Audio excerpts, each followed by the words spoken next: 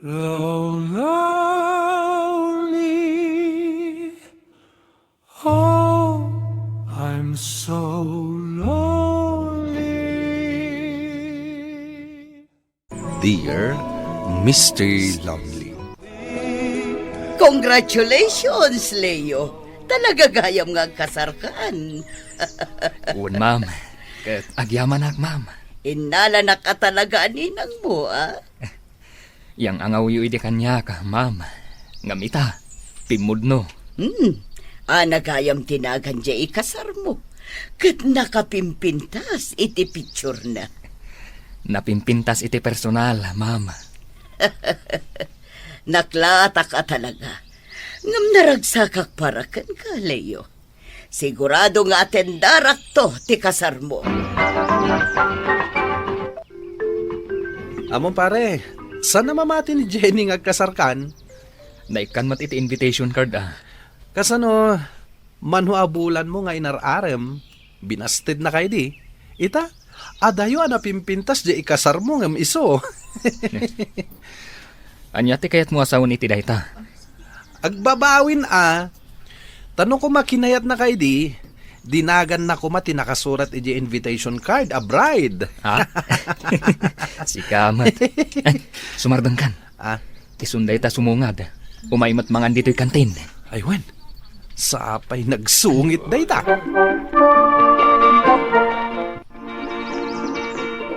Leo, nagagat kalakid din aya amang isagsagana da iti pagkasaran nyo. Rabiin yung adda ka payla ditoy. Adong amin dagiti namnamaan mi abisita, manang. Naragsakak para kada kayo kani ading ko nga ana. Amok, nga ado tinagar-aram kan kuana. Nga siyak ti pinili na. Idinto, tas anak matunay agwapo. Si kakit dimat. Among ngamin, binagaak ni ading ko.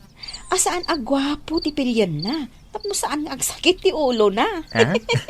Apay mat ngay, manang. Ay, kaduan nga min agwapo. Kat ado ti babae na. Adapay bisyo na. Kasta ka di, manang. Kaduan, iso anariga ti makiasawa iti gwapo.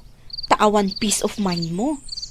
Kan isardeng mo man nga ibaga asaan ka agwapo? Ha? Ay na Leo, gwapo ka. Saan mo man at agibasitan nga min day tabagi? Ana, itimpla amam at iti kapi ni Leo. Itay pa'y ama kumikom iti pagkasaran nyo. Kat ni, rabiin. Itimtimplaak nga rodan, manang. Ipakita mo't sweet ka kunkwana, ah. Sweetak mo't, Ala, inka ito day takape. O, sige, manang. Sweetheart, agkape ka pa'y. Saan ka unay nga agbanbanog? Agyaman ak, sweetheart. Adapay trabaho minton bigat. Saan ka nga agpuyat? Basta para kan ka, aramidak ti amin. Amok, nga adunto dagiti kabagyan nga umatindar iti kasarta.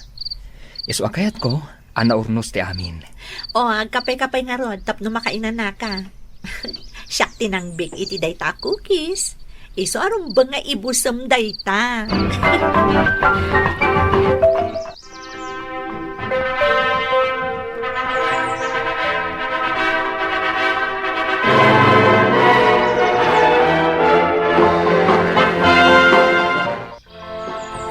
Leo, kumusta ti adda asawa na?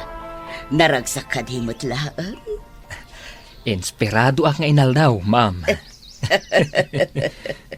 Naano siguro ni misis mo, anya? Nalaing pa'y nga agluto, ma'am.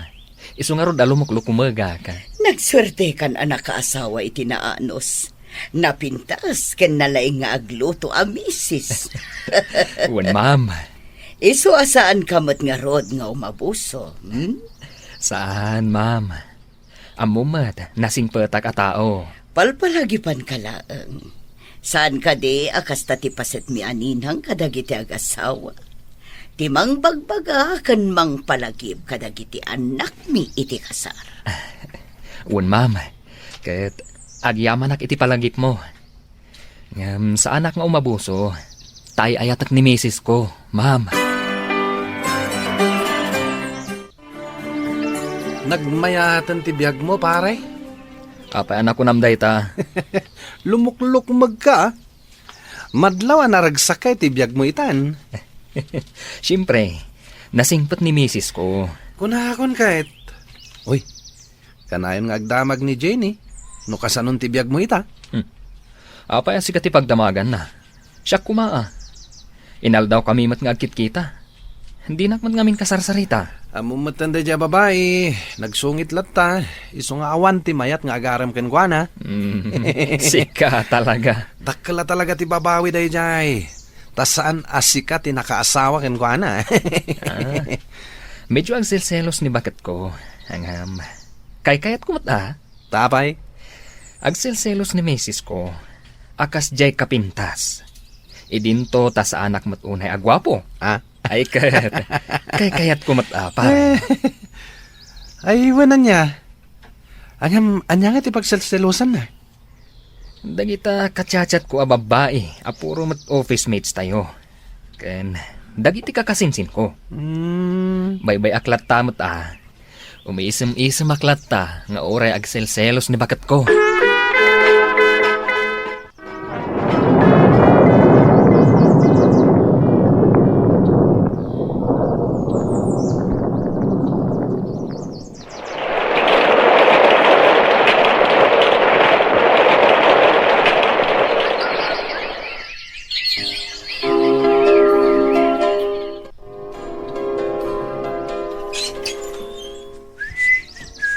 Nagaw-awid ka pailaan! Apay ngay, agibarsak ka matan. Ijay ka na yan ti babaem! Anya a babae ngay bagbagam. Ay na, regalo ni Ninang dayta imbarsak mo. Nangina dayta.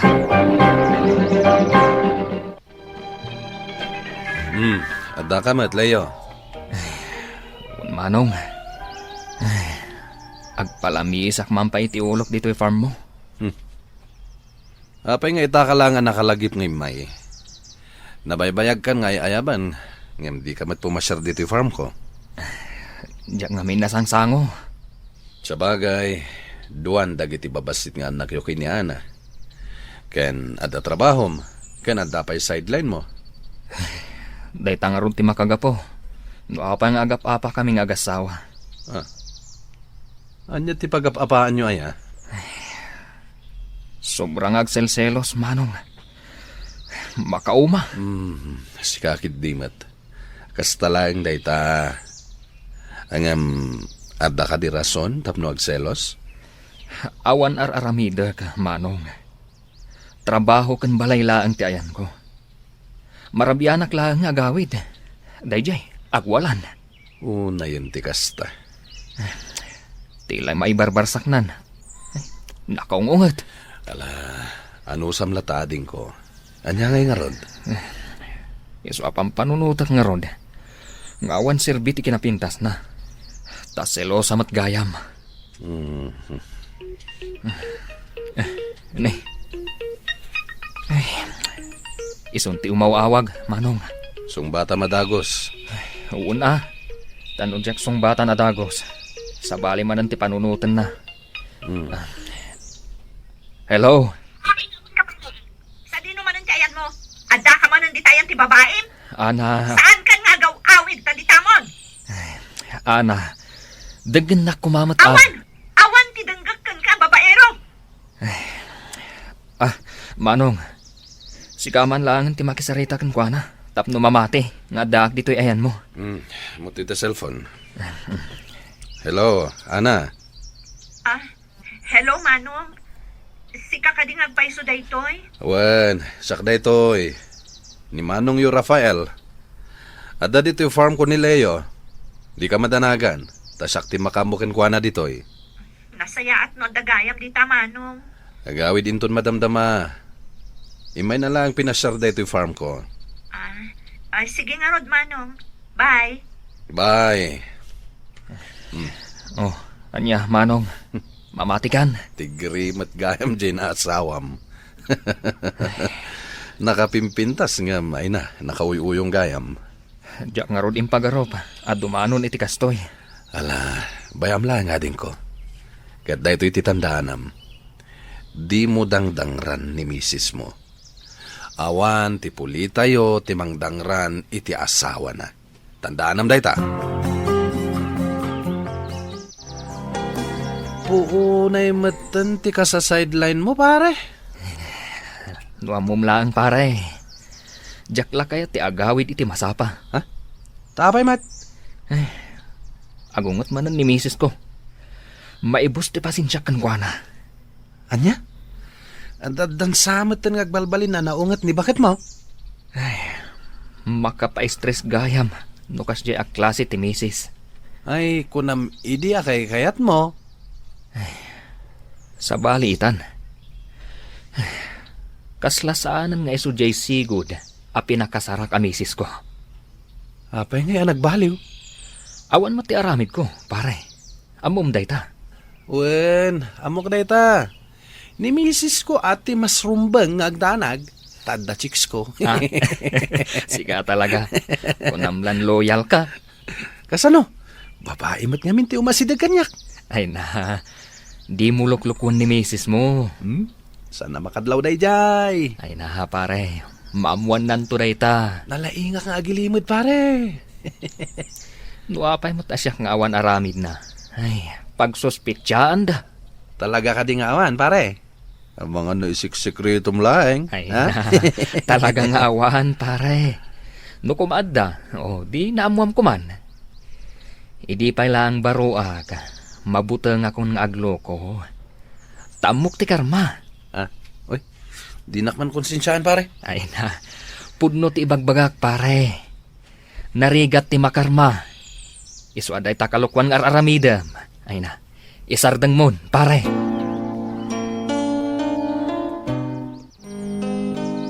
Saan ka nga inlutuan iti kanam? Tamok nga adda babaim amang ilutluto iti espesyal a kanam. Mhm. Saan ka makasungbat tapod no ti kunak? Mas pilyam ti agulimat tapod no amin nga ibagbagak nga adda babaim. Ana, mangmanganak. Mabalin ka di. Sardangamon nga agsersermon. Saan? Naskan nga ipalakam ko kan kati sakit tinakam ko iti panangluklukom kanyak. Anya? Aglablabos kan! Sige, kasta! Pirjam dagiti gamit diti balay. Buongam dagiti kayat mo abuongan. Ipapas mo ti pongtot mo kadagiti gamit diti balay. Sige! Jaklaim pagaropa. Akasta kagayam. Agbababawi ka itan? Anang asawa kanyak? Ha! Nalakalaang nga ibagam daytan ita? Tadan na sarakam asabali a babae? Makapauma ka. Panawan ka man langan. Saan ka nagsubsuble? Ijay ka na yan ti babaeng! Inapa na ka manin ni Ana? Kanayon mata, manang. Ay, Uray mang manganak. Ung-ung tanak. Uray kayat ko ti aginana. Ung-ung tanak latta. ay, oo na yun. Mas daawak. Ngamin, saan mo't akasta idi ni Ana? Diyak man amo. Doa pa'y nagbalbaliw matan. Bayam, tabagbaga akti kabsat ko. Rumuarak pa'y lang, manang. Tama pa nagkagpalamiis. Mapanak i Farm Limanong Rafael. Manong, awanan ti peace of mind ko i balay. Nasakit ti ulo ka. Gaputa ka na yun nga apaan ni Ana. Mariknak tiriga ta pagdaldalanam. Layo ading ko. Nurumwara ka balay mi. Sa balilat tati panunutan na.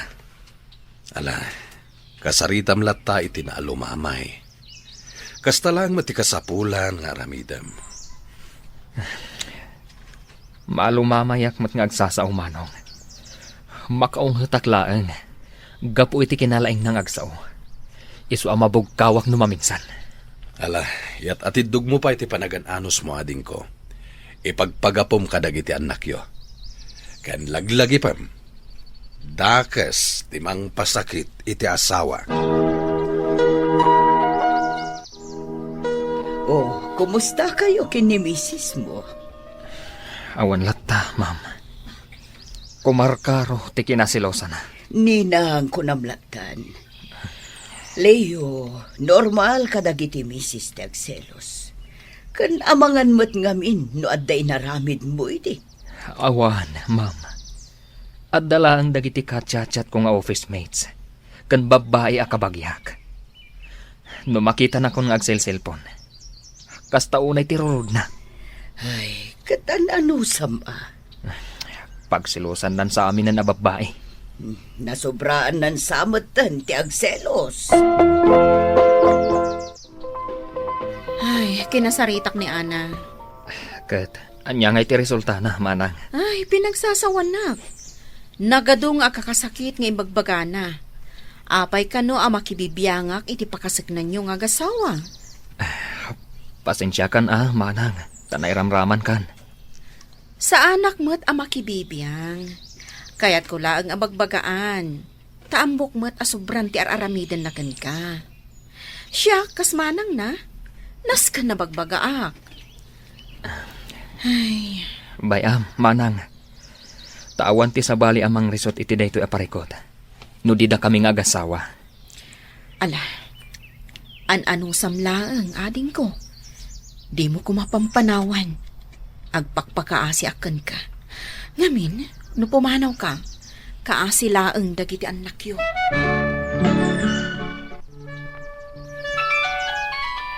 Oh, adaw mawawag iti cellphone mo. Nangikabila kon. Aday jarabaw ti lamisaan. Apay nga dadita. Ingkabil ko nga rudita. Ay. Ah. Ah. Ni. Apay ngay. Number langan mo ti agparparang dito yung cellphone ko. Indilit mo amin akarga ti phone book na. Puro mo't gayang babae ti nakasave dita phone book mo.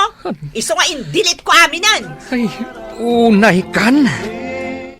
Lonely. Oh, I'm so lonely.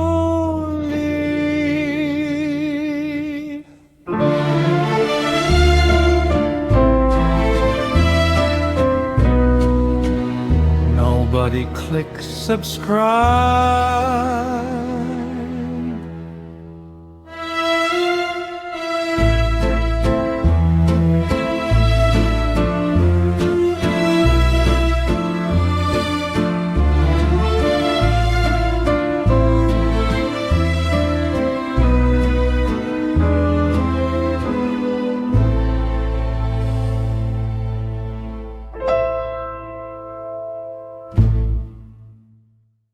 Mga kaibigan, maligayang pagdating ulit sa ating channel. At sa araw na ito ay may dala tayong isang kwentong puno ng pag-ibig, selos, lihim, at higit sa lahat, karma. Ang pamagat nito ay Dear Mr. Lonely, at ang bida natin ay isang lalaking nagngangalang Leo. Pero bago tayo magsimula mga kapatid, gusto kong sabihin sa inyo, ihandaan niyo ang inyong puso. Kasi ang kwentong ito ay parang montanya, may taas, may baba, may liko na hindi mo inaasahan. Tara na at simulan na natin. At habang kinukwento ko ito sa inyo, sabihin nyo sa comment section kung sino sa palagay nyo ang may kasalanan sa huli. Handa na? Tara. Nagsimula ang lahat sa isang masayang okasyon. Kasal. Oo, mga kaibigan, kasal. Si Leo, ang ating gwapong bida, ay kakatapos lang ikasal sa isang dalagang kasing ganda ng umaga. Isang babaeng nagngangalang Ana. Grabe mga kapatid, ang saya-saya ng lahat. Lahat ng kamag-anak, lahat ng kapitbahay, lahat ng kaibigan ay dumalo. Naroon ang matatandang tita na halos maluha sa tuwa. Naroon ang mga lola na patuloy na nagbubulungan kung gaano kabagay ang dalawa. Naku anak, ang gwapo mo talaga, sabi ng isang ginang. At ang ganda naman ng asawa mo. Mas maganda pa sa personal kaysa sa litrato. Tawanan, palakpakan, kantahan. Pakiramdam mo mga kaibigan, walang kapintasan ang buhay ni Leo. Pero teka lang, alam niyong kasabihan di ba? Ang sobrang ganda ng simula ay madalas nagtatago ng madilim na katapusan. At yun mismo ang nangyari rito. Sa gitna ng kasiyahan, may isang matandang babae, tawagin nating Manang, na lumapit kay Leo. Ngiti ang dala pero ang mata, parang may sinasabing babala. Leo, sabi niya, masaya ako para sa inyo anak. Pero tatandaan mo, ang pagmamahal ay hindi laro. Ingatan mo ang asawa mo. Huwag mong abusuhin ang pagmamahal niya sa iyo. At higit sa lahat, mag-ingat ka sa selos. Kasi ang selos, kapag pinakain mo, lumalaki. At kapag lumaki na, sinisira nito kahit ang pinakamatibay na pagsasama. Tumango si Leo, sabay sabi, "Opo manang, salamat po sa payo." Pero, mga kapatid, sa mukha pa lang niya, ramdam mo na, ang payong iyon ay pumasok sa kanang tainga at lumabas agad sa kaliwa. Naku, Leo. Sana nakinig ka. Sana. At eto na nga mga kaibigan, dumating ang unang sira. Hindi naman agad-agad, hindi naman bigla. Unti-unti. Dahan-dahan. Tulad ng tubig na patak ng patak hanggang mapuno ang baso. Si Ana, ang dating mahinhin at matamis na asawa, ay nagsimulang magbago. Nagsimula siyang magtanong ng magtanong. Saan ka galing? Sino kausap mo? Bakit ang tagal mo? Sino yung babaeng yan? At alam nyo mga kapatid, sa simula, hindi naman pinapansin ni Leo. Akala niya normal lang. Akala niya dahil bagong kasal pa lang sila kaya ganon. Pero hindi, lumalala. Araw-araw lumalala. Hanggang sa dumating sa puntong tuwing uuwi si Leo, hindi na siya nakangiti, kundi parang takot. Takot sa sariling tahanan. Imagine niyo yun mga kaibigan. Ang lugar na dapat ay kanlungan mo, ay naging bilangguan mo na pala. Ngayon, ano ba talaga ang ginagawa ni Leo? Ayon sa kanya? Wala. Trabaho lang ako sa bahay, sabi niya. Inaalagaan ko ang mga anak namin. Wala akong ginagawang masama. Iyan ang depensa niya, paulit-ulit. Pero mga kapatid, dito magsisimula ang misteryo. Dahil kung wala ka talagang ginagawang masama, bakit may takot sa mga mata mo? Bakit kapag tumutunog ang cellphone mo, dali-dali mong tinatago? Bakit, Leo? Bakit? At ito na mga kaibigan, ang bahaging kinilabutan ako nung una kong narinig. Ang eksena ng cellphone. Isang gabi, habang natutulog si Leo, hindi makatulog si Ana. Iniikot-ikot niya sa isip ang lahat ng pagdududa niya. Tahimik siyang bumangon. Tahimik siyang kinuha ang cellphone ng asawa niya sa lamesa. At mga kapatid, alam niyong nakakatakot? Hindi naka-password. Para bang sinasabi ng tadhana, "Sige Ana, buksan mo. Tingnan mo kung ano ang itinatago niya." At binuksan niya. Pumunta siya sa phonebook. At doon mga kaibigan, doon gumuho ang mundo niya. Hindi isa, hindi dalawa, kundi marami, sobrang dami, na pangalan ng mga babae ang nakasave sa telepono ng asawa niya. Mga pangalang hindi niya kilala. Mga numerong hindi niya alam kung saan nanggaling. Naramdaman niyo ba yon mga kapatid? Yung sakit na bigla na lang dumadagan sa dibdib mo? Iyon ang naramdaman ni Ana noong gabi ngayon. At ano ang ginawa niya? Hindi siya umiyak, hindi siya sumigaw, hindi para gisingin ng asawa. Sa halip, isa-isa niyang binura ang mga pangalan. Lahat. Walang itinira. Tahimik. Marahas pero tahimik. At pagkagising ni Leo kinaumagahan, hinahanap niya ang mga contact niya. Wala na. Ana, pinura mo ba ang phonebook ko? Tanong niya. Oo, sagot ni Ana. Puro babae kasi ang nakasave mo, kaya binura ko lahat. At doon mga kaibigan, doon nag-umpisa ang tunay na giyera sa loob ng tahanang iyon. Pero ang tanong, sino ba talaga ang may mali? Si Ana na sumobra sa selos? O si Leo na may itinatago talaga? Comment niyo sa baba mga kapatid, gusto kong malaman ang palagay niyo. Ngayon, hindi naman natatapos ang kwento sa loob lang ng bahay. Dahil si Leo, may mga kaibigan, may mga kasama sa trabaho, at may tinatawag siyang sideline. Ngayon mga kapatid, ito ang bahaging dapat niyong pakinggang mabuti. Isang araw, nakausap ni Leo ang isa niyang matalik na kaibigan, tawagin nating pare. At habang nag-uusap sila, biro ng biro si pare. Pero may mga biro mga kaibigan na hindi lang biro, may katotohanan. Pare, sabi ni pare, alam mo ba, ang lalaking maraming babae, balang araw, aabutan din ng karma. Hindi natutulog ang karma, kaibigan. Hinihintay ka lang niya. Tumawa si Leo, parang walang pakialam. Wala akong ginagawang masama, sabi niya. Pero, mga kapatid, may bahid ng pag-aalala sa boses niya. Para bang alam niya sa sarili niya na may katotohanan ang sinabi ng kaibigan niya. At nandiyan din ang isa pang tauhan, isang nakatatandang lalaki. Tawagin nating Manong Rafael. Isang kamag-anak na may sariling bukid o farm sa labas ng bayan. Habang lumalala ang away nila ni Ana, naisipan ni Leo na umalis muna. Lumayo, magpahinga ang isip. At saan siya pumunta? Sa farm ni Manong Rafael. Manong, sabi ni Leo pagdating doon, wala na akong peace of mind sa bahay. Sumasakit na ang ulo ko. Lagi na lang galit si Ana. At doon mga kaibigan, sa gitna ng mga punong kahoy at hangin ng probinsya, ibinuhos ni Leo ang sama ng loob niya. Sobrang selos niya, Manong. Nakakaubos ng pasensya. Wala naman akong ginagawa. Pero alam niyo ang sagot ni Manong Rafael? Hindi siya basta-basta pumanig kay Leo. Anak, sabi ni Manong, minsan, kapag sobrang selos ng asawa mo, may dahilan yon. Hindi basta-basta nagsiselos ang babae. Tanungin mo ang sarili mo, Leo. Ano ba talagang ginagawa mo na hindi mo sinasabi sa kanya? Naku, mga kapatid, tumama yun ang diretso sa konsensyo ni Leo. Natahimik siya. Hindi siya makasagot.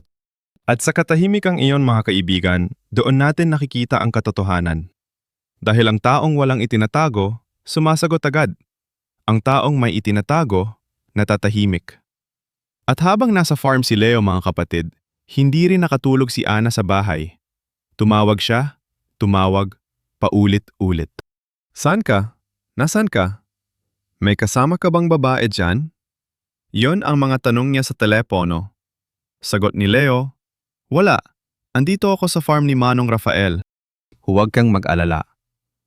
Pero mga kaibigan, paano naman maniniwala si Ana sa nakita niya sa cellphone? Paano siya magtitiwala kung ang ebidensya ay nasa harap na ng mukha niya? At dito mga kapatid, dito ako naisip.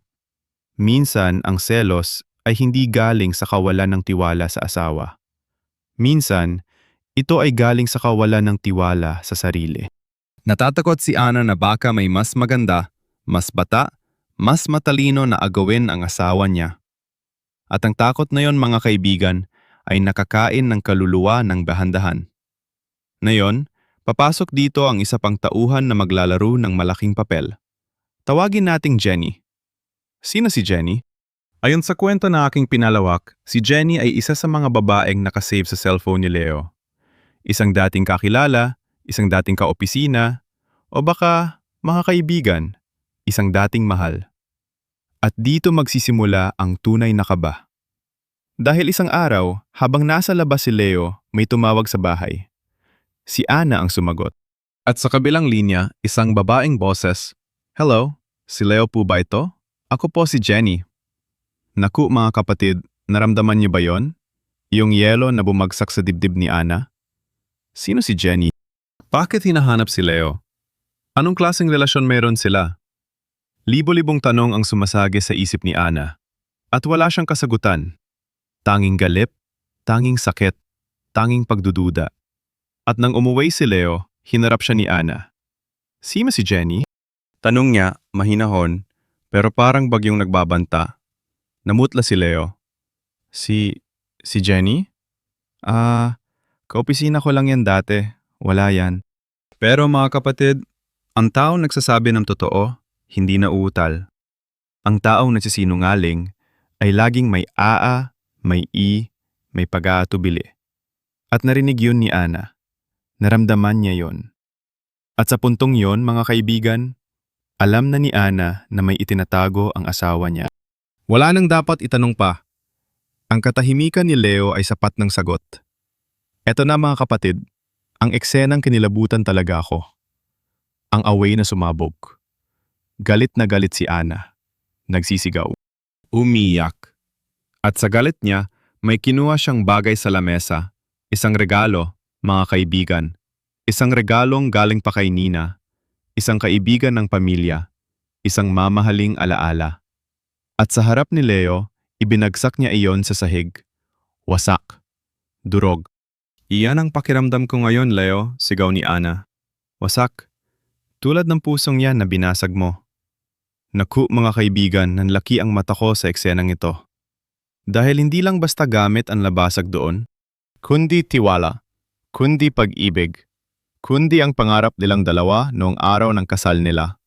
Lahat durog na sa sahig, kasabay ng mga piraso ng salaming regalo ni Nina. At dito, mga kapatid, papasok ang manang, ang ate ni Leo, ang tagapamagitan. Narinig niya ang gulo, kaya pumunta siya. At alam niyo, hindi siya pumanig agad sa kapatid niya. Iyon ang gusto ko sa karakter niya. Tinanong niya muna ang dalawa. Ano ba talagang nangyari? Magsalita kayong dalawa. At nang malaman niya ang tungkol kay Jenny sa cellphone, sa mga babae, naku, mga kaibigan, hindi niya pinrotektahan ang kapatid niya. Sa halip, hinarap niya ito. Leo, sabi ng manang, kung totoo ang sinasabi ni Ana, mali ka. Hindi mo dapat ginagawa yan sa asawa mo. Pero Ana, anak, lumingon siya sa hipag niya. Kailangan mo magpakahinahon. Kausapin niyo ito ng maayos. Hindi sa sigawan, hindi sa basagan ng gamit. Ang galit, anak, ay hindi nakakapagbigay ng kasagutan. Pasensya. Iyon ang kailangan ninyong dalawa. Pasensya at katotohanan. Mga kaibigan, ang ganda ng payo ng manang, di ba? Sana lahat ng pamilya ay may ganitong tagapamagitan na hindi pumapanig, kundi naghahanap ng katotohanan. Pero mga kapatid, hindi ganon kadali ang buhay. Dahil sa kabila ng payo ng manang, hindi pa rin nagbago si Leo.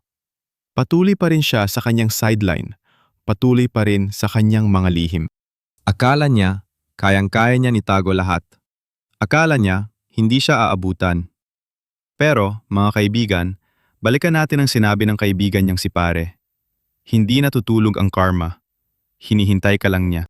At ngayon, mga kapatid, dumating na ang karma. Ito ang bahaging gawa ko, ang aking palawak. Kaya ito ay luan. Pero pakinggan nyo dahil dito nagtatagpo ang lahat.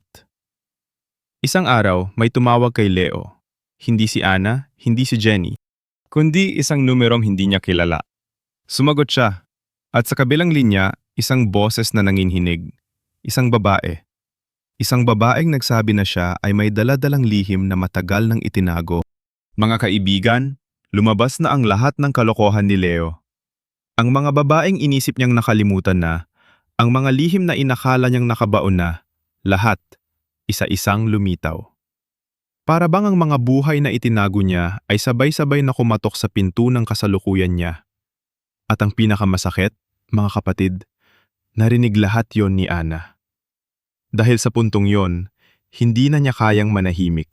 Sinunggaban niya ang katotohanan. At nayon, hindi na siya ang nagsiselos na asawa. Nayon, siya ang asawang nalinlang at may patunay na. At dito mga kaibigan, dito nagbago ang lahat. Hindi na si Ana ang umiiyak. Hindi na si Ana ang nagmamakaawa. Ngayon, si Leo na.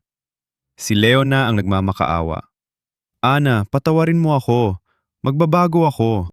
Mali ako. Alam ko, mali ako. Naku mga kapatid, narinig niyo ba yon? Ngayon ka pa magsasabing magbabago ka, Leo? Ngayong nahuli ka na? Ngayong wasak na ang lahat? Saan ka ba noong binubura ni Ana ang mga pangalan sa cellphone mo? Saan ka ba noong tumatawag siya, hinahanap ka, nag-aalala?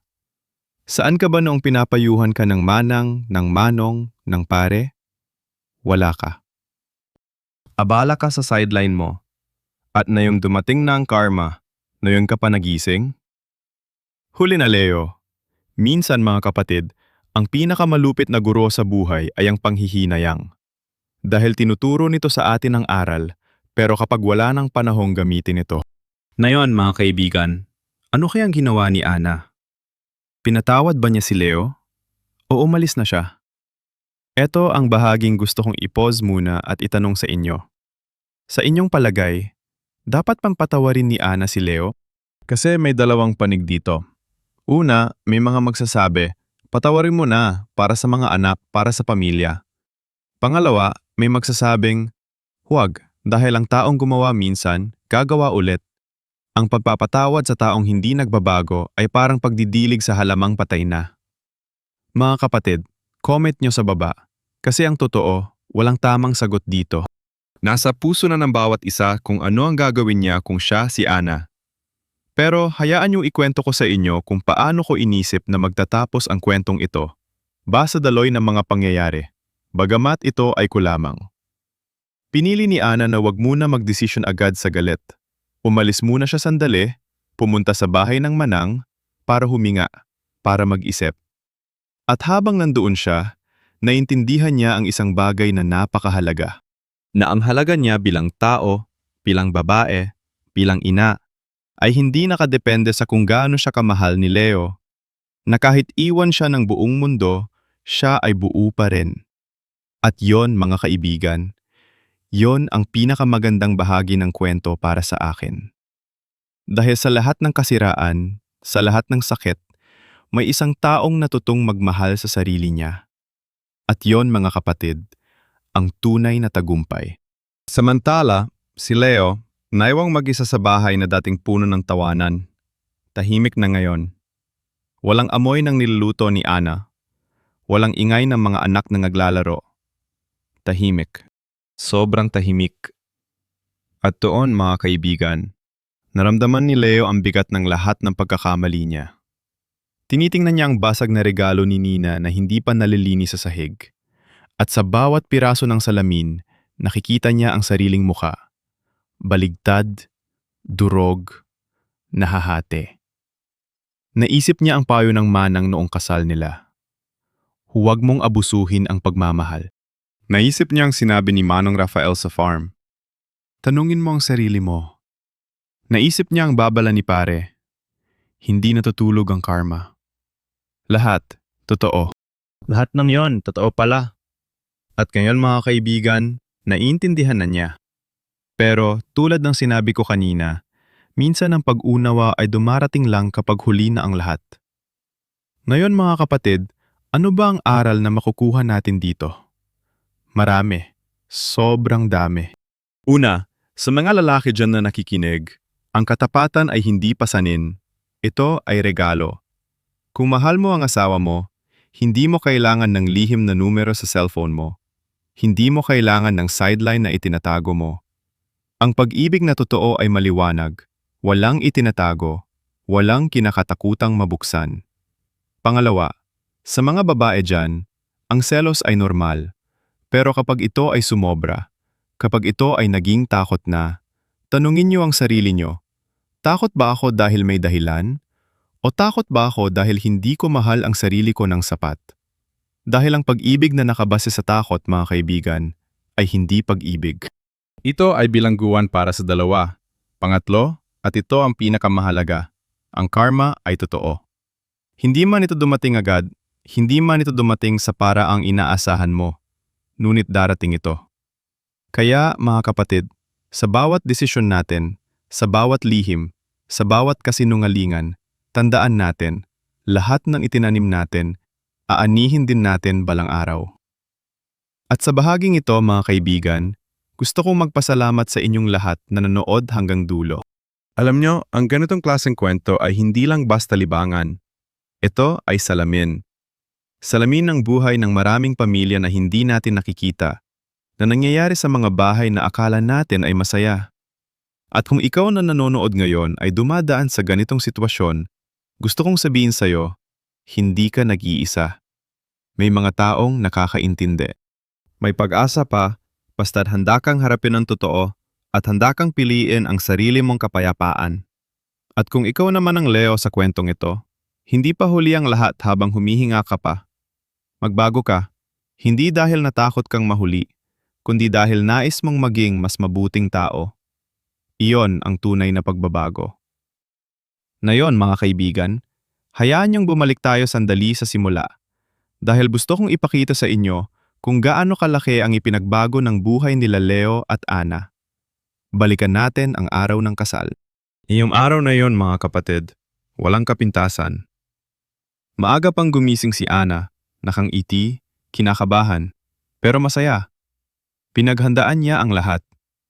Iniisip niya, eto na, ito na ang simula ng pangarap ko. At si Leo naman, gwapong-gwapo sa kanyang barong, nakangiti rin, nangangakong mamahalin si Ana habang buhay. Naalala niyo ba mga kaibigan, yung mga salita sa kasal? Sa hirap at kinhawa, sa sakit at kalusugan, hanggang kamatayan ang humiwalay sa atin. Sinabi yon ni Leo ng buong puso, o yon ang akala ng lahat. Pero ngayon mga kapatid, kapag binalikan natin ang mga salitang yon, parang kabaliktaran nang nangyari. Dahil hindi naman kamatayan ang nagiwalay sa kanila, kundi kasinungalingan, kundi lihim, kundi karma. At iyon mga kaibigan, yon ang nakakalungkot. Dahil maraming pagsasama ang hindi nasisira ng malaking trahedya, kundi ng maliliit na desisyon, araw-araw, na unti-unting nakakasira hanggang sa wala ng matira. Ngayon, gusto kong ikwento sa inyo ng mas malalim ang tungkol sa sideline ni Leo dahil ito, mga kapatid, ang ugat ng lahat. Sa labas, mukhang ordinaryong lalaki lang si Leo. May trabaho, may pamilya, may bahay. Pero sa likod ng maayos na buhay na yon, may dobleng buhay siya. May mga gabing sinasabi niya kay Ana na may overtime siya. Gayon ang totoo. May nakatakdang pagkikita siya sa labas. May mga teksto siyang binubura agad. May mga tawag siyang hindi sinasagot kapag nasa tabi si Ana. Mga kaibigan, ito ang patago-tagong buhay na masakit sa puso. Dahil habang tahimik na natutulog si Ana, iniisip niyang mahal siya ng buo. Ang totoo pala, hati-hati ang puso ng asawa niya. At ito mga kapatid, ito ang pinakamalupit na uri ng pandaraya. Hindi yung nahuli ka agad, kundi iyong matagal kang nilinlang, araw-araw, niti-niti, halik-halik, samantalang itinatago ang katotohanan. Naalala ko tuloy mga kaibigan, isang eksenang gawa ko sa kwentong ito na hindi ko maalis sa isip. Isang gabi, may handaan sa labas. Pumunta si Leo, sabi niya kay Ana ay lalakad lang siya sandali. Pero sa handaang yon mga kapatid, naroon si Jenny. At nakita ni Leo si Jenny, magkatabi sila, nagtatawanan, parang walang pakialam sa mundo. May isang kapitbahay na nakakita sa kanila. At ang kapitbahay na yon mga kaibigan, ay kaibigan din ni Ana. Kaya ano ang nangyari? Kinabukasan, may kumalat na tsismis. Nakita ko ang asawa mo, Ana, kasama ang isang babae. Naku mga kapatid, isipin niyo ang sakit na yon. Hindi mo na lang nakita sa cellphone, kundi narinig mo pa sa ibang tao. Naranasan niyo na ba yon mga kaibigan? Yung ikaw pa ang huling nakakaalam ng katotohanan tungkol sa sariling tahanan mo? Iyon ang pinaka-nakakahiya, pinaka-nakakasakit na bahagi. At dahil dito mga kapatid, nagdesisyon si Ana na harapin ang lahat ng diretsahan. Isang gabi, naghintay siya. Hindi siya natulog. Naupo siya sa salas, nakapatay ang ilaw. Hawak ang cellphone ni Leo na nakuha niya ulit. At nang dumating si Leo, gulat na gulat ito. Ana, bakit gising ka pa? Sagot ni Ana, mahinahon, malamig. Naghihintay ako sa katotohanan, Leo. Magsalita ka. Sino si Jenny? Sino ang mga babaeng yon? Saan ka talaga galing kaninang gabi? At doon mga kaibigan, doon nasubukan ang pagkalalaki ni Leo. Magsasabi ba siya ng totoo? O magsisinungaling pa rin? At alam niyang ginawa niya? Nagsinungaling pa rin. Wala yon Ana, tsismis lang yan ng mga kapitbahay na inggit sa atin. Mga kapatid, narinig niyo ba yon? Kinamit niya ang inggit ng iba para pagtakpan ang sariling kasalanan. Yan mga kaibigan, ang pinakamababang antas ng pagsisinungaling. Kapag ibinaba mo ng ibang tao para lang maitaas ang sariling kasinungalingan. Pero mga kapatid, may kasabihan, ang katotohanan parang langis at tubig. Hindi mo kayang paghaluin ng tuluyan. Aakyat at aakyat ito sa ibabaw. At iyon mismo ang nangyari. Dahil habang patuloy si Leo sa kanyang mga lihim, dahan-dahang nag-iipon ng ebidensya laban sa kanya. Hindi ito plano ni Ana. Hindi siya naghanap. Kusa nga lang dumating ang mga patunay, para ang tadhana mismo ang nagdesisyong ilantad ang lahat. Isang resibo galing sa isang restaurant na hindi naman sila nagpunta ni Ana. Isang larawan na napunta sa social media kung saan tagpuan si Leo at isang babae. Isang tawag sa bahay mula kay Jenny mismo. Isa-isa mga kaibigan, isa-isang nahulog ang mga piyesa ng palaisipan, hanggang sa kumpleto na ang larawan, at ang larawang iyon mga kapatid, ay larawan ng isang lalaking nagpaksil sa sariling pamilya. At ngayon, papasok ang mga anak. Oo mga kaibigan, may mga anak sila. At ito mga kapatid, ang bahaging dapat nating laging tandaan. Dahil sa bawat away na mag-asawa, may mga bata na tahimik na nakikinig sa likod ng pinto. May mga bata na hindi nakakatulog dahil sa sigawan. May mga bata na nagtatanong sa sarili, mawawala ba si Papa? Aalis pa si Mama? Kasalanan ko ba ito? Naku mga kaibigan, iyon ang pinakamasakit. Dahil ang mga bata, wala silang kasalanan, pero sila ang nasasaktan ng pinakamalala. At sa kwentong ito mga kapatid, may iksyena ng panganay nilang anak ay lumapit kay Ana at sinabi, Mama, huwag kayong mag-away ni Papa. Promise, magiging mabait ako. Basta wag lang kayong mag-away. Naku mga kaibigan, sinong hindi maiyak doon? Isang batang nagdadala ng pasanin na hindi naman dapat sa kanya. Isang batang nag-aakalang kasalanan niya ang gulo ng mga magulang. At yon mga kapatid, ang dapat na rumesonar sa puso ng bawat magulang na nakikinig ngayon. Ang away ninyo hindi lang inyo, dala-dala rin yan ng mga anak ninyo hanggang sa paglaki nila. Ngayon, balik tayo kay Ana. Pagkatapos ng lahat, pagkatapos ng pandaraya, ng kasinungalingan, ng sakit, ano ang naramdaman niya? Hindi lang galit mga kaibigan. Mas malalim pa yon. Naramdaman niya ang pagkawala ng tiwala, hindi lang kay Leo, kundi sa sarili niya. Nagtanong siya sa sarili, bakit hindi ko nakita agad? Bakit naniwala ako? Mahina ba ako? Tanga ba ako? At dito mga kapatid, gusto kong huminto at sabihin sa lahat ng nakikinig na dumaan o dumadaan sa ganitong sitwasyon. Hindi ka mahina. Hindi ka tanga. Ang magtiwala ng buo ay hindi tanga. Ang nagmahal ng totoo ay hindi mahina. Ang may kasalanan ay ang taong sumira ng tiwala, hindi ang taong nagbigay nito. Kaya huwag mong sisihin ang sarili mo sa kasalanan ng iba. Iyon mga kaibigan, ang isa sa pinakamahalagang aral sa buong kwentong ito. At narito ang isa pang eksenang gawa ko mga kapatid na nagpaisip sa akin ng husto. Pumunta si Ana sa manang sa ate ni Leo, hindi para magsumbong, kundi para humingi ng payo. At sinabi ng manang, Anak, hindi ko maipagtatanggol ang kapatid ko sa ginawa niya. Mali siya. Pero ikaw anak, ano ang gusto mo? Hindi ko sasabihin sa iyong manatili. Hindi ko rin sasabihin sa iyong umalis. Dahil ang buhay mo, desisyon mo.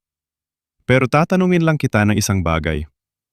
Kung mananatili ka, kaya mo bang magtiwala ulit? At kung aalis ka, kaya mo bang harapin ang bukas ng mag-isa? Sagutin mo yan ng totoo, hindi sa galit, kundi sa katahimikan. Mga kaibigan, ang ganda ng tanong na yon, di ba? Dahil hindi nito sinasagot ang problema para sa iyo, binibigyan ka lang nito ng tamang tanong para ikaw mismo ang makahanap ng sagot na nasa puso mo na pala buong panahon. At habang pinag-iisipan ni Ana ang lahat mga kapatid, dumating na nga ang tinatawag nating karma para kay Leo. Hindi ito dumating bilang sakuna. Hindi ito dumating bilang sakit. Dumating ito sa pinakatahimik pero pinakamalupit na paraan. Naramdaman ni Leo na nag-iisa na siya. Ang mga babaeng inakala niyang kapalit ng pamilya niya, nawala rin. Si Jenny? Nang malaman niyang seryoso na ang gulo ni Leo, umalis din. Dahil ganoon mga kaibigan, ang mga relasyong nakabase sa lihim, pansamantala lang, hindi sila tumatagal sa unos. At ngayon, naiwan si Leo, walang asawa, walang lihim na kasintahan, halos walang anak na lumalapit sa kanya. Nag-iisa, sa bahay na dating puno ng pag-ibig. At doon mga kapatid, naintindihan niya ang tunay na kahulugan ng Mr. Lonely. Dahil ang taong nagtaksil sa nagmahal sa kanya ng totoo, ay tatapusin ang buhay na nag-iisa, kahit pa napalibutan siya ng maraming tao noong una. Iyon mga kaibigan, ang pinakamatinding karma. Hindi iyong may nangyaring masama sa iyo, kundi iyong naiwan ka, nakatingin sa lahat ng pinakawalan mo alam mong kasalanan mo at wala ka nang magagawa. Naisip ko tuloy mga kapatid, isang katanungan na gusto kong itanong sa inyo. Kung kayo si Leo, sa mismong sandaling yon na nag-iisa na kayo, ano kaya ang pinakamalaking pinagsisisihan nyo? Hindi ba't iyong mga sandaling kayang-kaya yung piliin ang tama, pero pinili nyo ang madali? Iyong mga gabing kaya nyong umuwi ng maaga sa pamilya, pero pinili nyong manatili sa labas? Iyong mga panahong kaya nyong sabihin ang totoo, pero pinili nyong magsinungaling para lang maiwasan ang gulo sa sandaling yon? Mga kaibigan, yon ang aral. Ang buhay natin ay binubuo ng maliliit na desisyon. At ang mga maliliit na desisyong iyon, kapag pinagsama-sama, ay siyang humuhubog kung sino tayo at kung anong klaseng katapusan ang naghihintay sa atin. Ngayon mga kapatid, marami ang nagtatanong, totoo ba ang ganitong kwento? May Leo ba talaga? May Ana ba? At ang sagot ko mga kaibigan, hindi mahalaga kung totoo ang mga pangalan. Ang mahalaga, totoo ang aral. Dahil sa kahit anong bayan, sa kahit anong panahon, may mga Leo na nagtataksil, may mga Ana na nasasaktan, may mga batang nadadamay, at may mga manang at manong na nagbibigay ng karunungan na sana ay pakinggan natin habang maaga pa. Kaya bagamat kwento lang ito mga kapatid, ito ring nating salamin. Tingnan natin ang sarili natin dito. Tanungin natin, sino ako sa kwentong ito? Ako ba ang nagtataksil? Ako ba ang nasasaktan? Ako ba ang nagpapayo? O ako ba ang batang nadadamay? At anuman ang sagot mga kaibigan, may pagkakataon pa tayong baguhin ang sarili nating kwento habang humihinga pa tayo. Bago tayo magpaalam, balikan natin sandali ang buong kwento para sa mga nakahabol lang sa dulo. Si Leo, gwapong lalaki bagong kasal kay Ana na isang magandang babae. Sa simula, perpekto ang lahat. Ngunit unti-unting lumitaw ang selos ni Ana na pinalakas pa ng pagdiskubre niya sa maraming pangalan ng babae sa cellphone ni Leo. Binura niya lahat, nagsimula ang away. Si Leo, sa halip na harapin, ay tumakas sa farm ni Manong Rafael na sa halip na pumanig ay nagtanong sa konsensya niya. Lumitaw si Jenny, isa sa mga lihim ni Leo, at doon nasilip ni Ana ang katotohanan. Sumabog ang awaye, nabasag ang regalo ni Nina na magitan ng manang na may matalinong payo.